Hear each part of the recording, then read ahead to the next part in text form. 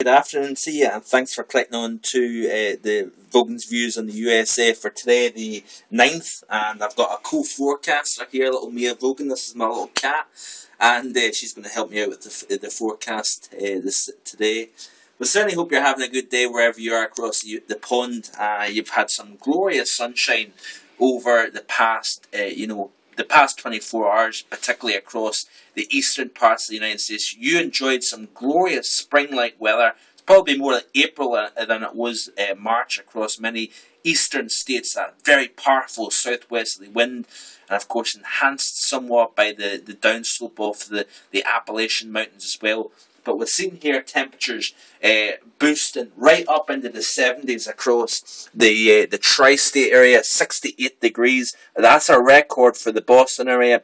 Even up the Caribou and Maine, 62 degrees. But it was all thanks to strong March sunshine and a howling southwesterly wind. We've seen wind gusts up into the 40s across the DC area. You got to 74 degrees and up into the New York City area. I believe that 72 is actually a LaGuardia reading, but there was 70s. I believe there was a 70 degree at Central Park, and it's 70 in Philadelphia as well. But it was all thanks to the combination of very strong March sunshine and a very strong southwesterly wind blowing. So it was an absolutely fantastic day across the northeast and the mid-Atlantic region. But we have got a lot chillier weather now starting to push its way in. Temperatures were in the 60s early hours of this morning across the northeast. Those folks are going to be your warmest temperatures. They're now back down into the 40s again. And unfortunately, tomorrow, you could be looking at snow showers across the northeast. Remarkable. But that's classic March weather for you. I'm going to show you off the ECMWF. This is the chart for tomorrow.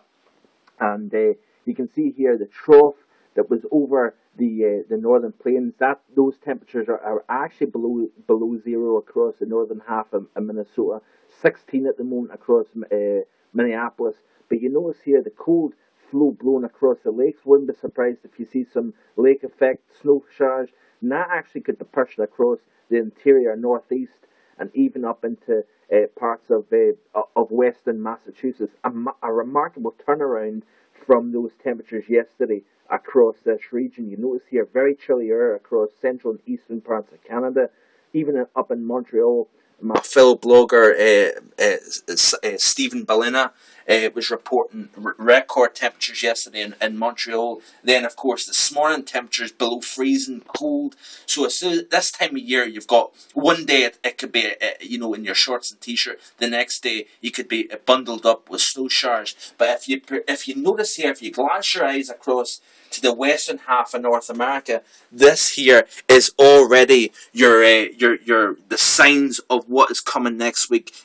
I really do believe, folks, that we are going to see some all-time records fall across the United States into next week. Going to have a skip right through to Monday of the upcoming week, and you can see here that the heat, there's an area of cut-off low pressure here producing showers, storms and whatnot. But you notice here, folks, the surge of warmth working its way up into eastern Montana, into the western and central Dakotas. Look at how mild the temperatures are across North America. Gone is this very cool weather across eastern and central Canada.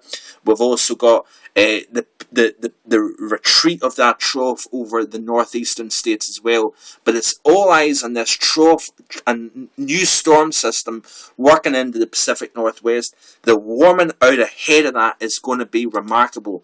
Skipping ahead to Tuesday, the 13th of March, and you notice here the storm system starting to gather strength over the Pacific Northwest and just offshore. In fact, look at how the temperatures, those oranges starting to show up off Mexico. This here, folks, is going to start to work its way northwards into the mid part of next week. So by Tuesday into Wednesday, we're looking for that trough digging into the western United States. The internet is running a little bit slow given the fact that we've had that solar storm, and we are going to see the effects of that solar flare both through remarkable aurora borealis sightings if those clouds kick away, and as well as that, we are seeing the remarkable, well, also as well as that, your GPS, your internet, things like that are going to be running slow. They're going to be interfered by that solar activity in the skies above us. Wednesday, look at how warm the temperatures are, surging, those oranges, even some reds, getting all the way up into